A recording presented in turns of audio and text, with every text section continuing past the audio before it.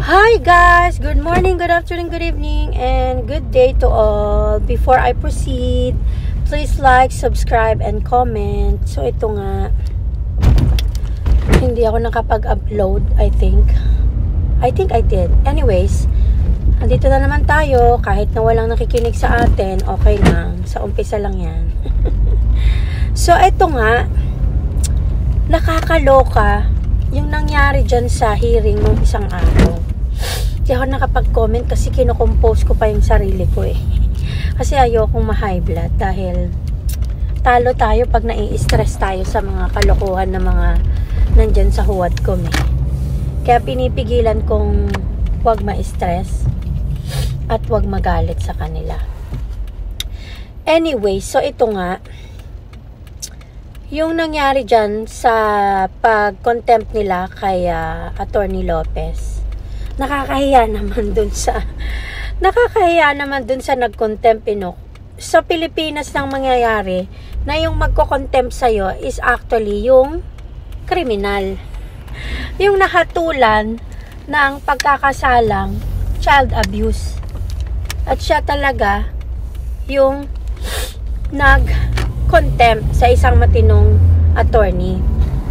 At ewan ko ba na sa sobrang bait nitong attorney na to, siya pa yung nag-a-apologize dun sa kumag na kriminal na child abuser, which is si Franz Castro. Alam mo, wala akong kaamor-amor at wala akong karespe-respeto at konting dignidad na maibibigay sa mga taong abuser, lalo na sa mga kabataan, kasi napagdaanan ko yan, ang ma-abuse nung kabataan ko. So wala talaga akong kaamor-amor sa mga yan, at nakakagigil talaga yung mga child abuser na yan. At ang kakapal na mukha nila dyan sa Huwadcom na hanggang ngayon hindi pa rin sila tumitigil. At napakabobo ng mga tanong niya dun sa Huwadcom na kesyo ang confidential funds daw ay confidential funds na nga daw kino-confidential pa. Diba ang tanga? Kaya nga tinawag na confidential funds kasi confidential, gaga ka talaga. Napakabobo mong matanda kang kriminal ka. Sorry. Nasasabi ko lang naman yung mga nasasabi ko dahil sa emosyon ko sa napakatangang Huwadcom na to. At ibigay na natin ang posisyon sa hari ng katangahan at kabobohan dyan kay Franz Castro. Kasi ipinipilit niya na ang confidential funds daw ay dapat malaman ng taong bayan. At sabi pa niya, confidential funds na nga lang, kino-confidential pa daw. Grabe. Kahit yung anak kong 13 years old lang, naintindihan niya yung sitwasyon eh. Tapos itong mga hinayupak na to, napaka-ambobobo. Alam nyo, in fairness talaga, nung una lagi ko kayong pinupuri sa inyong pagka-consistent sa katangahan at kabubuhan. Ngayon mukhang magpapalitson na ako sa sobrang palakpak sa inyo. Dahil talaga namang consistent na talaga ang, like consistent to the consistency of the highest level of consistency ng inyong kabubuhan at katangahan dyan sa Huwadcom. Kalain mo, saan ka nakakita ng confidential funds na kailangan mong ipagkalat sa buong bayan? E di nilagay mo sa alanganin yung mga taong, ay, grabe, kailangan nating huminga. Breathe talaga, breathe. Kasi pag hindi ka hihinga, mauubos talaga at mahuhurot talaga ang pasensya mo dito sa mga bangagang bobo at tanga dyan sa Huwadcom. Pasensya na kayo kasi yun talaga ang description sa kanila. Sila na yung katanga-tangahan to the highest level of katangahan. Lahat sila dun. Si Atras Abante, si Chihuahua, si Paduano, si Franz Castro, number 1, siya ang dyan, bida dyan, si Luistro, yan, sila yan, magkakasama yan sila dyan. At meron pa yung Manuel, at yung isa pa, yung jowa ni Aiko Melendez na di umano nasa drug list pala ni PRRD, diba? So nakakahiya naman sa mga yan, diba? Nakakahiya naman sa kanila na nakaupo sila dyan sa Congress, na kanya-kanya silang may mga dumi at baho sa mga sarili nila, diba? na kung makapagdikdik sila sa mga Duterte, akala mo wala silang mga ginawang hindi maganda sa buhay. 'Di ba? Nakakaya naman sa kanila. Bigyan natin sila ng masigagong masigagong palakpakan talaga yan eh. Hindi masigabong eh, masigagong palakpakan talaga. Anyways, naawa ako sa taong bayan. At yung ginagawa nila dyan, alam naman natin, matagal na nating alam na pamumulitika lahat ng ginagawa nila dyan sa Huwadcom. Obvious na obvious yan. At ang inaabangan na lang natin is kung paano haharapin ni BP Sara yung ganyang panggigipit sa mga tao niya.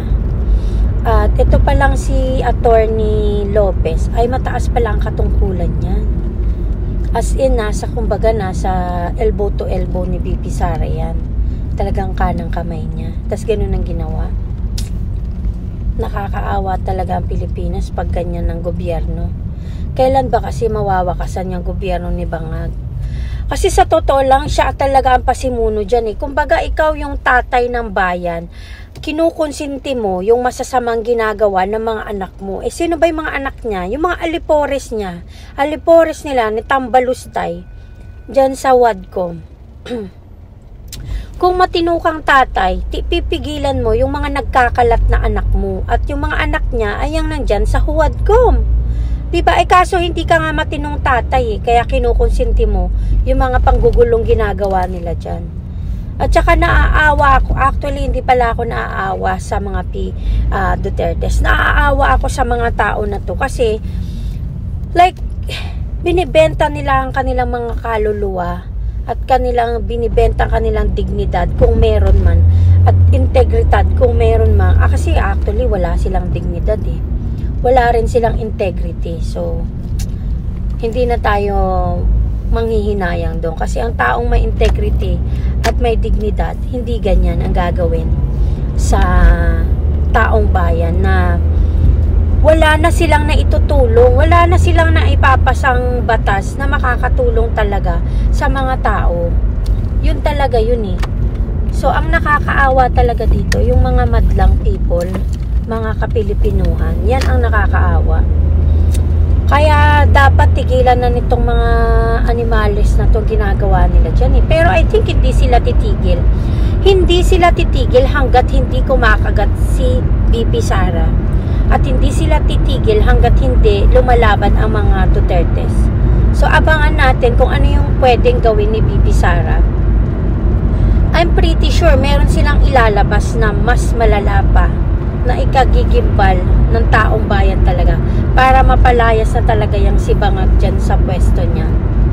Kasi OA na eh, sobra na. Anyways, I think meron yatang schedule ng parang rally dyan na pinapangunahan ni Tol Bisdak Pilipinas sa Saturday. So, I'm gonna be donating bottled water for kakausapin ko na lang si Tol Bisdak. Anyways guys, wag tayong magsawa na suportahan si BP Sara at ang mga Dutertes. At saka kahit naman anong gawin nila mas lalong tumataas ang rating ng mga Dutertes. Dahil ang mga Dutertes lang ang totoong nagmahal sa mga taong bayan dyan sa Pilipinas. Sila lang talaga at pati sa mga OFWs. Sila lang din yung totoong naghahanap buhay at nagtatrabaho para makatulong sa mga tao. Kaya mas lalo silang minamahal. Kasi yan talaga ang totoong nangyayari. Hindi pwedeng burahin yan. Kaya mag-antay-antay na lang tayo ng isasagot ni BP Sara sa kalokohan ng Huwadcom na yan. Anyways guys, I hope you like, comment, share, and subscribe in this. Dinadaldal ko rito kahit pa konti-konti pa lang tayo. Dadami rin tayo balang araw. Ganun talaga.